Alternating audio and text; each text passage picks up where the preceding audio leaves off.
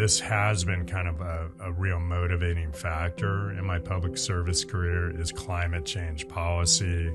I mentioned my work with the CCAs, local climate change leadership. My understanding, this committee has certain statutory obligations it looks at, including oversight on programs like cap and trade that the state relies on. But beyond that, I'm hoping to really bring a strong, aggressive agenda and perspective on climate change issues. I think the state has really shown that it is a leader in this area. I think we can do even more to meet our aggressive timeline.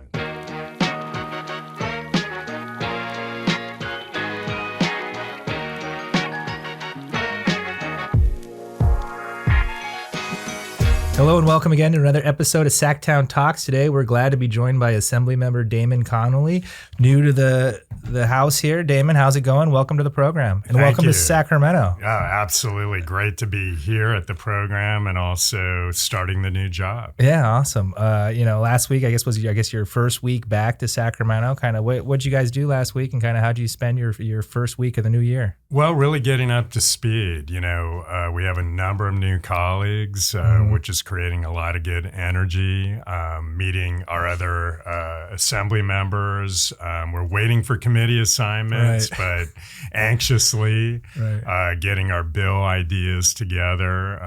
Our staff, in my case, is now in place, so really happy about that. So figuring out where the elevators are, et cetera. So all good. Yeah, that new elevator system's tricky. It is. Push the button beforehand. Yeah. Yep. Not intuitive. Being a new member, kind of like, how did you find your staff and kind of get your office together and kind of, know where to go? Well, I met my chief of staff during my campaign. He actually grew up in the district, had some good experience here in the Capitol. We hit it off, and I think that was kind of the initial step, bringing him on board, and then have thankfully really hired a number of great people. I'm going to be vice chair of a committee.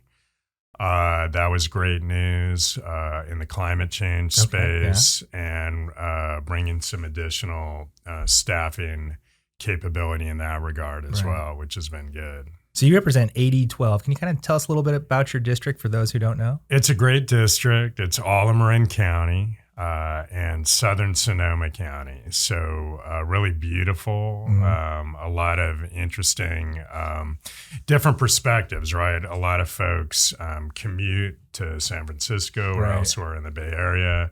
You have an agricultural component, the wine industry, of course.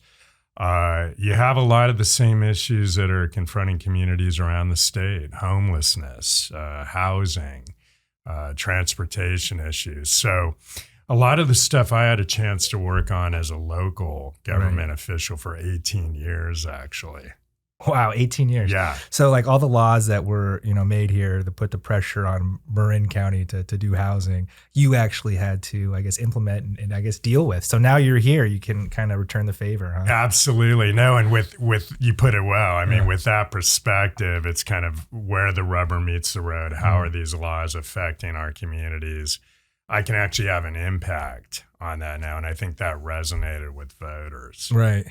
The Bay Area is always kind of known as a kind of more progressive area, but there's always this kind of sense of like Marin County is this like anti-housing place. And, that's, I guess, the narrative we always hear about that. Kind of what's the truth about housing in Marin County? Yeah, I think it's a little bit unfair. I think Marin has a story to tell. I think justifiably the communities historically have tried to strike the right balance, right, where you're protecting open space and resources and be sustainable, yet recognizing we do need housing opportunities. So it's kind of what are all the options to do that and being creative. I think where there is pushback historically has been more around mandates and kind of the state imposing what's perceived at least as more kind of one size fits all approaches. But there's no question the need is there. And I think you're seeing that perception in Marin County and Sonoma County right now. Well, like, obviously all of us want to live in places like Marin or like Newport Beach or San Diego, but there's only so much land available to live there. So I guess the only option is, build up or, what's the other choice? Yeah. Or, I mean, a new perspective. And again, this is, there's even been legislation on it, is repurposing outdated shopping malls, for example, and making that housing, or underutilized office space, or repurposing other types of buildings. Second units, accessory dwelling units. That's a big movement that I think Marin was on early, actually, in that as well. So I think solutions like that, smaller infill development near transit. A big issue is always the financing, finding the money to actually make these projects pencil out. Especially in Marin. Rather than just having, 10% affordability, why don't we have a higher percentage? Interesting. And it's about the money. So like the beginning of this year, we've just been slammed with storms and water, and there's a lot of water surrounding, your district. How are you guys faring right now? It's hard. I mean, this is historically one of the hardest hit areas. A little bit north of me is the Russian River. So that's kind of flirting with flood stage levels right now. We notoriously have some roadways that flood every time. And sure enough, Highway 37 just did yesterday as well. Yep. That's the one highway I'm always on, and it's just like that nightmare highway where you just see water on both sides, and you're like, man, you just could see what could go wrong, right? And that's certainly, there's some long-term issues with that that we're addressing, and that's 4 counties, right, working together with Caltrans on some solutions there. But in the short term, sure enough, the Marin segment flooded in part again. Highway 101 has certain areas that flood. So we're definitely on high alert right now. No, definitely. Kind of, I guess, to get more into you as a person, kind of where'd you grow up and kind of, I guess, begin your journey on politics? Yeah, so I'm a Bay Area native. Proudly grew up there. My wife is from Marin County, so we ended up in her neck of the woods in San Rafael. Raised our 2 daughters there. I went to UC Berkeley for college and law school. So never went too far, huh? Cal Bear through and through. But my first passion was to be a lawyer. Like when I was a 12-year-old, kind of got that idea in mind. Didn't really know any lawyers, none in my family, but kind of set that goal and was able to do that. And for a number of different reasons, kind of got involved or interested in public service ultimately. And that really started when my daughters were younger, serving on the school board. And kind of took it from there. So I guess, how old were your daughters when you got involved in the school board? Really young, which was kind of cool, right? Being able to play that role in addition to coaching them and, basketball and working in their classrooms. And from those days, education policy has really been an interest of mine. So hoping to continue that up here as well. After that, served on the San Rafael City Council and was still practicing law, originally with the Attorney General's office and then my own private practice. I always like the city council members. Like, I just hand it out to you, starting 6 at night usually and going till who knows when. Oh, sometimes. No, when you tack on a full-time job or practice doing that, I was also part of a startup called Marin Clean Energy, which was the first CCA in the state. So being a leader in that was really cool as well. So, and then ultimately ran for county supervisor, took on an incumbent, which does not happen all the time, and was successful in doing that. Wow. Yeah. And so you said you've been in politics for 18 years. So I guess the last 8, were you a county supervisor? Or what? I was. So recently completed my second term. Mark Levine decided not to run for re-election to the state assembly. He was going for insurance commissioner. So really made kind of a quick decision. The opportunity was there, but it meant I could not run for re-election. So that was the big decision. Right. Yeah. And kind of, tell us about the campaign and kind of how that went and kind of how you were up against it and how you finished out at the end. Yeah, no, it was hotly contested. Maybe not surprisingly in that neck of the woods, it was 4 Democrats in the primary, no Republicans. And great campaign, really good candidate. So I came in first in the primary, but it was interesting. I did really well in Marin, not as well in Sonoma, where they didn't know me. Right. And the person who came in second did really well in Sonoma. So kind of after that, I joked publicly, I got the memo, right? I needed to get better known in Sonoma County and really vowed to be up there every day during the general election. And so did it pay off? Did you do better in Sonoma? For 5 months, but for maybe 10 days, literally was up there every day. I went from 9 points down there to 6 points up. So I ended up winning both Sonoma and Marin in the general. Yeah. So what do you attribute that to? Kind of what was your strategy and kind of what worked best for you? And kind it was really great. I mean, there wasn't much, question to it. I just really needed to get better known up there, learn their issues, meet the people. Got some great endorsements. Labor was huge. But I put together this coalition that included the Chamber of Commerce, Labor, Environmentalists, the Farm Bureau. And it was just, I think, a lot of different You're the Messiah. If you can bring all those together, we can solve all these problems. Luckily, we have a table here I'm knocking on. No, I mean, we'll can see how long. Housing. Yeah, exactly. Just keep that coalition together. No, basically, I think even the members of the coalition were like, wow, we're really together on this. And it worked out. And I think what it reflects is I've always tried to really be open-minded, work with a broad range of people, listen to people. So I think Sonoma folks in particular learned that about me more. And then we just worked the heck out of it, door to door. Right. My wife even walked over 1,000 doors, which she now reminds me about a lot. Yeah, because that can always be more a pleasant power interaction, to her. right? Exactly. No, so hats off to her. We had amazing volunteers. And I think just that coalition and the endorsements and the work really paid off. No, definitely. Yeah. Kind of, going door to door, coming fresh off a campaign, you're fresh out of hearing everyone's perspective about what's wrong with California. Kind of what in your mind is what you're hearing and your kind of mandate to come here and look into. Yeah. So obviously I primarily bring a district perspective, right? And to sum up my campaign, Jarrett, what it really came down to is a message of I was seeking to be their local voice, right? That based on 18 years, I knew the issues. I had delivered, a record on those issues. Right. So if you look at that area, and it dovetails really with a lot of the stuff statewide, wildfire prevention, climate change and environmental ethos, drought were big issues that I want to bring forward.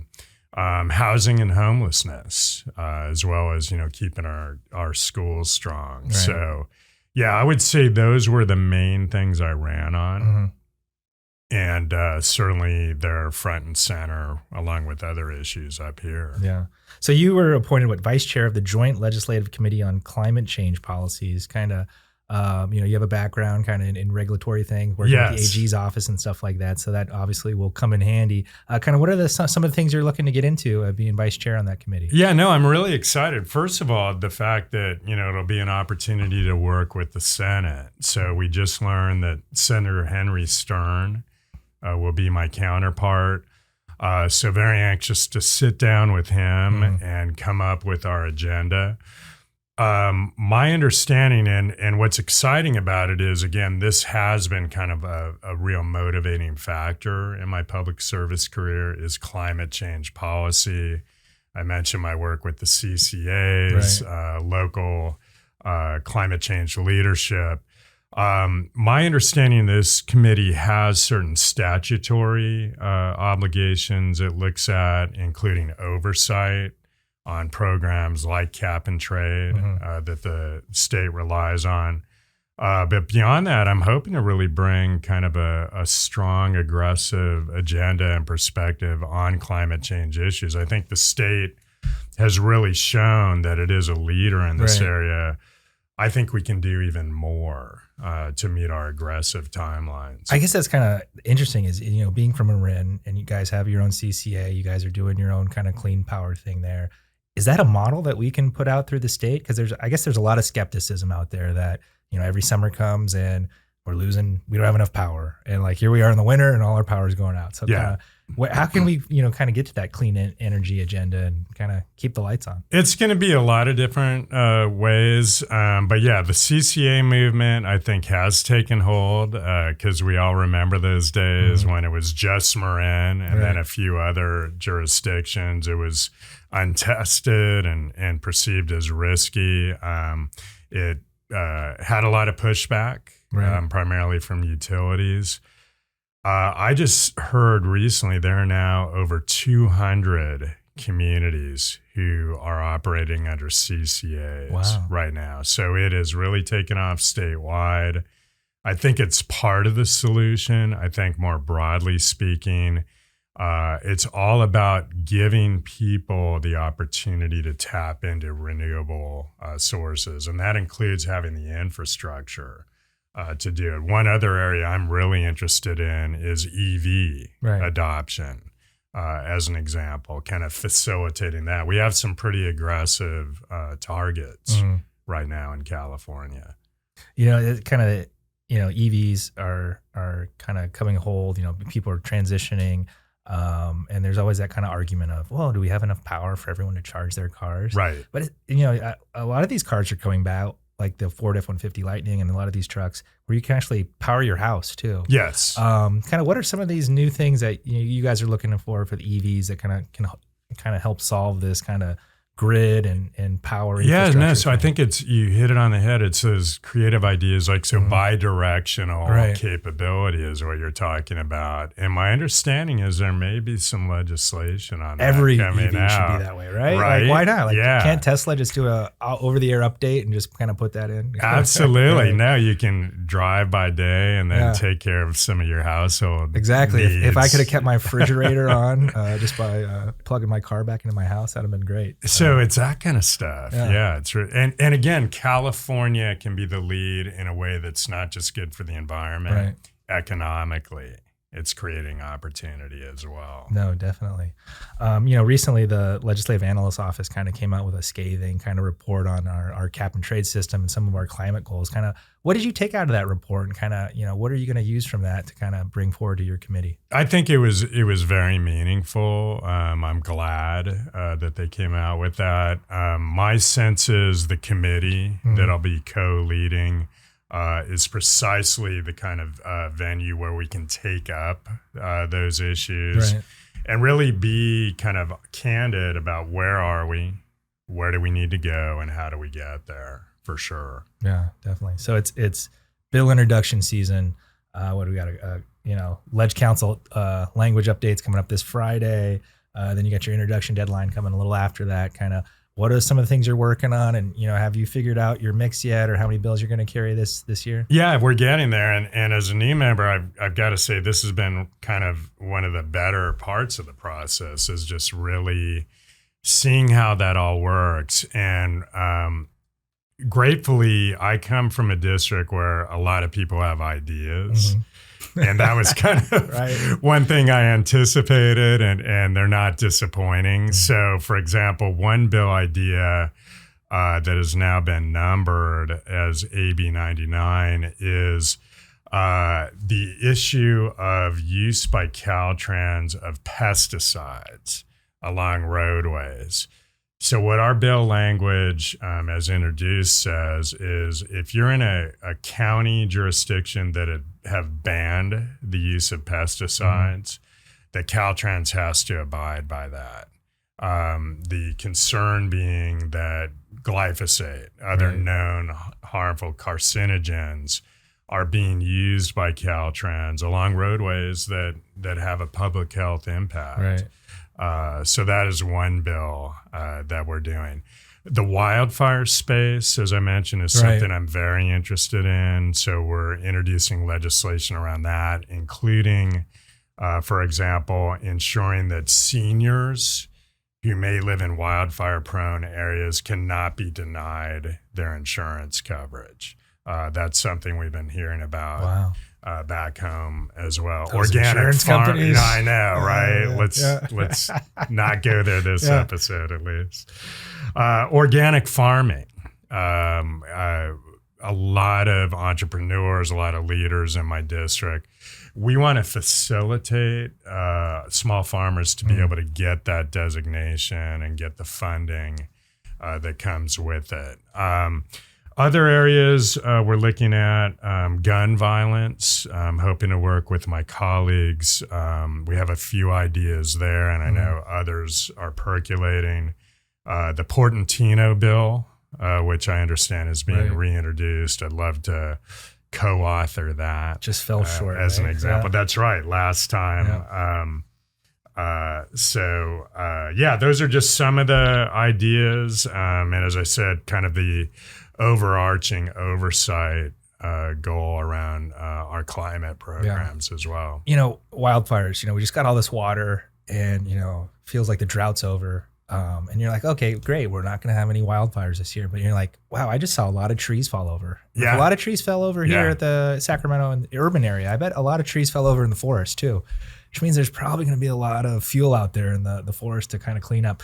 What are some of your ideas on wildfires, or what hasn't been done recently that, what more do we need to do? Yeah, no, I think part of it is just the recognition that we are now in a year-round wildfire season. So things I've kind of historically focused on are making sure that, first of all, our firefighting staff is where it needs to be, right? So that's kind of an ongoing issue. I think we're making progress on that. They have the equipment. Right. Vegetation management. So, for example, in Marin, we actually came up with the Marin Wildfire Prevention Authority. It actually has a local revenue source and taps into state and federal money that it can leverage. So giving communities those kind of resources, what we're really talking about is allowing every homeowner the tools and the resources to be able to harden their homes, right? And do it in an ecologically beneficial way. So I think part of it is managing biodiversity, as we are also doing wildfire prevention. PG&E and other utilities have to be partners in this. So whether it's undergrounding utility lines, ensuring that they're not unnecessarily clear-cutting forests and the like. So making sure that we're striking the right balance. That's been the biggest eye-opener recently is, why do we have all our power lines above ground here in California? And what would it take to put them underground? I know. So I think those kind of ambitious things, and of course now we're doing that with a budget deficit, right? That was also kind of the welcome to Sacramento. Yeah, so I guess the governor just came out with his budget. I'm sure you haven't had a lot of time to go over and think about it, but kind of, you have any initial thoughts? Yeah, no, or I reactions? jotted down a few notes coming in, and there's some good news. And I think Governor Newsom's still speaking right now as we're filming this, right? But so far we know that education funding is not being cut. Right. That's important. And also, apropos of what we were just speaking of, wildfire funding is staying intact. So that's important as well. So I think it's going to be all about, the initial thinking is, it sounds like we may be okay with prudent reserves, thanks to voters and taxpayers in California and some good decision making. But that's something we're going to have to be vigilant about is spending wisely. And, maybe we don't have the luxury of a lot of new money, but there is a lot of money out there still. Yeah. Well, Damon, I know you're on a time crunch here and you got to get to work for your district there, but thank you so much for joining us and taking time to come tell us about what you're doing here. And if any of our listeners kind of want to follow you along on social media, where can we find you? Yeah, so I'm both on Twitter and Facebook, and feel free to give us a call at the office, and we'd be happy to follow up. Okay, yeah, and everyone give them some good ideas, all right? Absolutely. Yeah, awesome. All right, thanks David. Jared.